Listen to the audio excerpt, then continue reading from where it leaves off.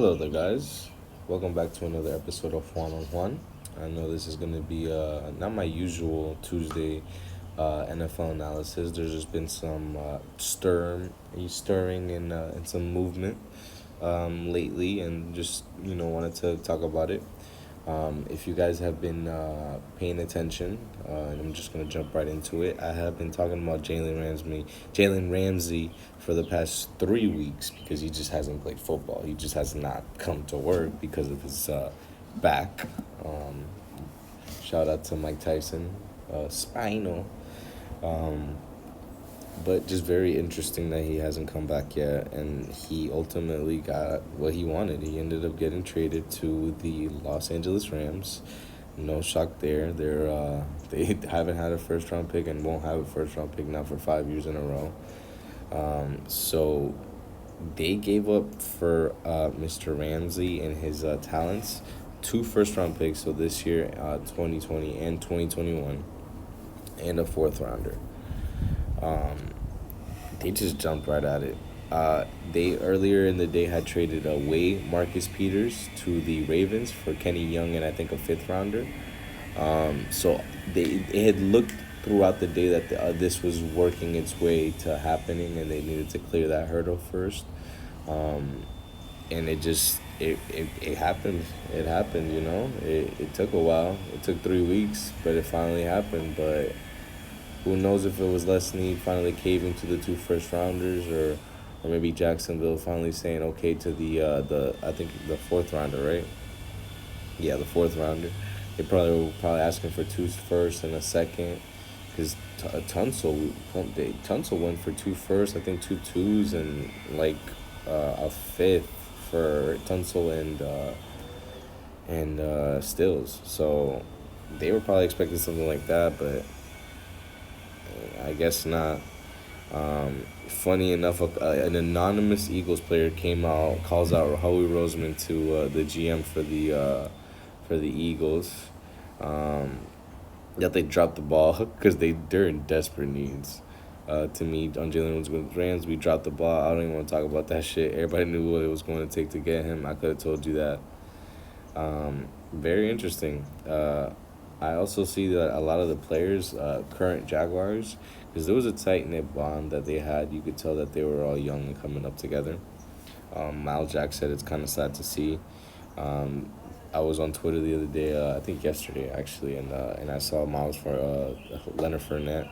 He was talking about he was talking about it. Let me see if I can find that. Matter of fact, right here.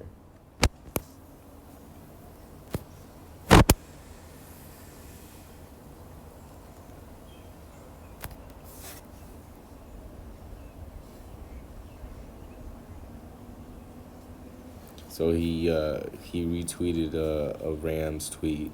Can't spell Ramsey without Rams is what the Rams posted, and then Lillard Fournette goes, "Say, bruh, real talk. I walked in the locker room today, and my partner locker was cleared out today."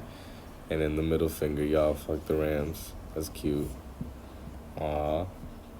So I mean, you could tell that this was a close knit team. Um, Shows me that Jalen Ramsey is obviously a great character, somebody who the team will fall in love with. Um, Hard worker. I mean, he hasn't missed a game until this stuff came out. So very interesting. Let's see what he does with the Rams. I've grown fond of the Rams throughout the years. They helped me win a fantasy football championship. So shout out to them. Shout out to Todd Gurley. I remember that long catch that he had against Seattle, week 16 or some shit like that. That shit had me hyped. Can't even lie. Um, and then it's just coming out, and it's becoming more and more apparent that the players are having more power, are having more say. Antonio Brown was getting moved left and right from teams just as a whim, like because he said so. Like, players are having power. They are having a voice. It is being shown that, and Minka Fitzpatrick's another one that comes to mind. Um, it is just very interesting. It's very interesting. Who knows what this next CBA is gonna have or show. Um, it potentially could be something where there could be a strike and a holdout. You know, you never want that, but it could happen. It's a very real possibility depending on how the contracts are going to get negotiated. Players are going to want to get full guaranteed contracts. Pat McAfee has gone extensively into how you can add a game, even though he wouldn't want it, but how you can add a game at a bye week. I found that interesting. And there's going to be a lot that goes into it. Players are starting to stand up and starting to have a voice, and it's really, I think it's scaring teams, to be quite honest, because some of these players are getting $150 million contracts. Like, it's a lot of money to tie into them. And I found out recently the way with Shannon Sharp was explaining to it, like an owner, if they give a contract of that magnitude, 150 million, like obviously that's not the full amount that they're gonna get. That's not the guaranteed amount that they're gonna get. But if the contract's life for it, it's like 150 million. They put an escrow on that, so they have to put the 150 mil down, and then whatever the player earns throughout it is what they end up ultimately like keeping, and then I believe the owner gets their money back. Just found the dynamics of that to be quite interesting. Um, so definitely something to see how it's gonna end up being, how it's gonna end up entailing. And let's just continue to another very interesting tidbit for me that it just kind of brings the world full circle, and I just really believe that everything happens for a reason. Um, in 2015, there was a huge debate between the first two overall picks. Everybody knew that it was going to be quarterbacks, just did not know which order it was going to happen in. The top believed ones were obviously going to be Jameis Winston and Marcus Mariota. The Tampa Bay Buccaneers ended up choosing Jameis Winston, and the Tennessee Titans ended up choosing Marcus Mariota. And the reason I want to bring this up is they have very interesting career paths, and in the sense that they're always going to be tied in together, obviously because of this draft and because they were drafted back to back at the beginning of the draft. But recently it came out that Marcus Mariota was actually benched for week 7. So he actually got benched late into the game last week, I believe, against the Jaguars they played? Question mark? Broncos. Yeah, Broncos. So very interested that they ended up benching him. They ended up benching him completely this week, so he's not even going to be the starter this week. He says that it is not a career ender for him. It's not going to be anything that's going to hinder him. He's going to work back from it and earn back the job. It's just interesting. He's still young, 25 years old, young kid, but it's tough. It's a tough position to be in. He has that contract tied into him. Who knows how long it's going to be for. And he's just obviously struggled. Like, these are not bad numbers, but when you look at the concept, it's been 6 games. Like, 7 touchdowns in 6 games is not going to cut it. It truly is not. Jameis Winston, nothing came out officially about him being benched, but it's just his career path has always been a roller coaster. If you see the first game against San Francisco, which obviously is a good defense, we know now, 1 touchdown, 3 interceptions, 2 fumbles. So it's tough, and then he comes back, 1 touchdown game, no fumbles, no picks. Comes back the next week, 3 TD game, 1 pick, no fumbles. Comes back to the next week, 4 TDs, 4 TDs, 1 interception, no fumbles. And then 2 TDs, no interceptions. And then he comes back against Carolina in London and dropped a Jameis Winston stinker, like a bad one. Like, he had 1 touchdown at the end, a bullshit ass touchdown, 5 interceptions, 2 fumbles, and he lost one of them. It was bad. I watched that game because I have DJ Moore in a couple leagues, or in one of my big money leagues, and it is bad. It is really bad that the way he played, it was terrible. And I'm just gonna drop it at that. We'll see what ends up happening with Jameis. We'll see what ends up happening with Marcus, and we'll follow through with that. This last one is something that has been festering and has been kind of bothering me, and I didn't know if I wanted to speak about it. but I think it needs to be spoken about. Um, I feel like this person has been somebody who has been applauded at every point in his career for everything he has accomplished and everything he has stood for. And not to, it's tough because some people would look at this as trying to break down the image of the person, but it's just being honest to what it is. And it's not a hot take. A lot of people are saying it, but I do believe LeBron James sold out. I don't think he made an educated decision on his part by saying that somebody wasn't educated. And for the people who don't know, LeBron James kind of just came out and Daryl Morey had tweeted about a week ago about Hong Kong and to free Hong Kong, and I'll try to post the video of just so you guys can get an idea of what's going really on in Hong Kong, on this on below this or whatever, um, and LeBron came out and just tried to fry him. I don't know why. Like it just came out really like awkward and like almost like he was like scripted to kind of came out and say it.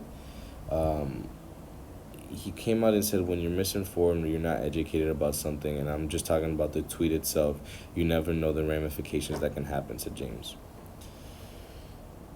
This article by the LA Times I think is a great article. I believe it's the LA Times. Is it the LA Times? Yeah, it is. True words is that they applied to James Namori, the NBA icon, then took out his shovel and kept digging. Yes, we all do have freedom of speech, but at times there are ramifications. Oh, well, okay, LeBron. One of the things Hong Kong is fighting is freedom of speech, bro. Oh, man. Fuck. When you're not thinking about others and you're only thinking about yourself, I don't want to get into a feud with Daryl Morey. I believe he wasn't educated on the situation at hand and he spoke. God, LeBron, you just look so. You look like you're the one who's not educated on what the fuck you're speaking about.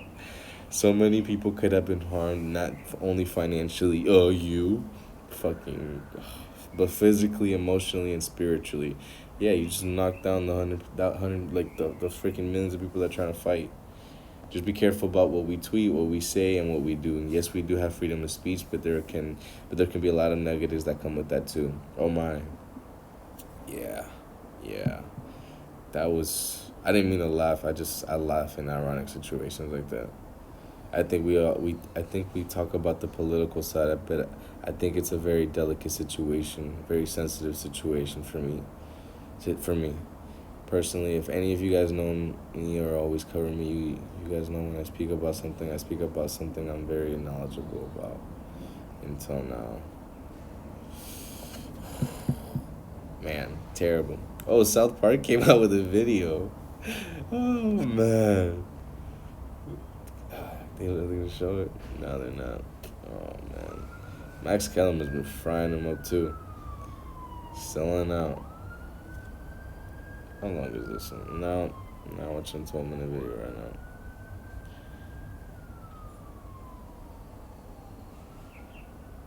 Well, what I guess I do understand with Maury, I guess I'm kind of realizing it now too, is that they were currently in China over there. So I guess LeBron was like, just say it like a week later once we're out of China, maybe? Is that what I'm understanding? I think maybe that's what I'm understanding. But I think it would have held more weight being in China, maybe. I don't know. I'll kind of see it both ways. Hmm. Interesting.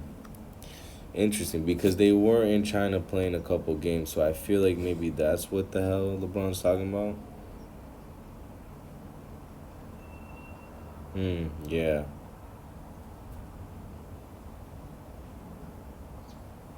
Hmm. Okay. I see you, LeBron. People are looking at it superficial. I think you're looking at it a little, like, just actually factually, like, nigga, we was over there. We was over there fucking. Wow. Okay. I get it. We were over there playing a game. You can come out and say that probably like a week later when we're out of there. We don't want no issues. We don't want no drama. It's tough. But I mean, the thing is, LeBron built up his image too. He brought up the shut up and dribble nonsense where he came out and said, no, I'm not going to shut up and dribble. So it's tough, guys. This was a fun episode. I liked it. Really, I feel like I came full circle and kind of understood things a little deeper too once I went in and talked about it out loud. Very interesting. Love doing this with you guys. Um, Please comment, like, share, subscribe, please, all that good stuff. Peace.